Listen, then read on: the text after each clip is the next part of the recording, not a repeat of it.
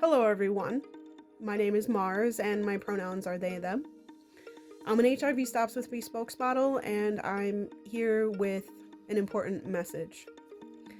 My message is for healthcare organizations, scientists, researchers, doctors, and any other community organizers or community members who have contributed to the information that gets reported by the CDC. The CDC is the Center for Disease Control, for those of you who don't know, and they are who kind of are the main standard for health and wellness as a general rule for our general population. If the CDC says it's safe, we likely then view it as safe. If the CDC says it's a risk, then we likely view it as a risk. So the CDC, I'm sounding the alarm on the fact that the CDC has deleted vital information in regards to HIV off of their website. They are being forced to do so. I know that this data is contributed by all of the people, by the community.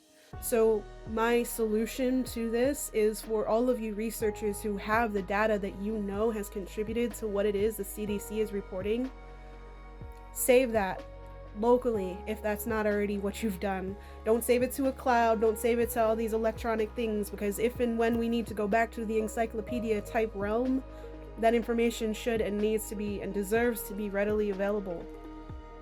I believe that by removing that information, it is taking us back in time on our information and our knowledge of how far HIV and AIDS science has come and has developed since 1980, and how it was 21 pills to 30 pills for whether you're an adult or a child back in the 80s and 90s, all the way up to now where you can be on one pill once a day or one shot every 3 to 6 months.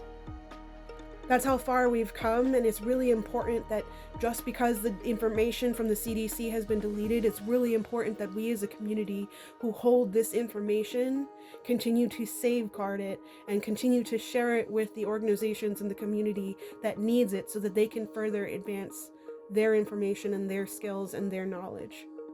Because it's the data from the CDC that is what helps the nation grow on a healthcare perspective. It is what identifies that this is an issue in this population specifically, or this is an issue in this specific age group specifically. This is an issue for the specific chronic illness. This is becoming a trending issue based on the data and the stats and the research that is submitted and shared. And that information is forcibly being deleted by the CDC.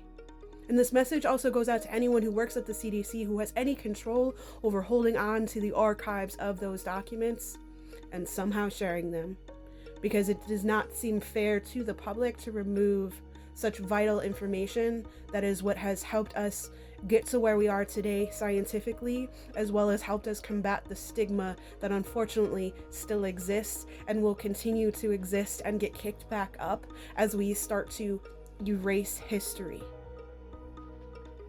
That's my message for this month. Stay safe, everyone.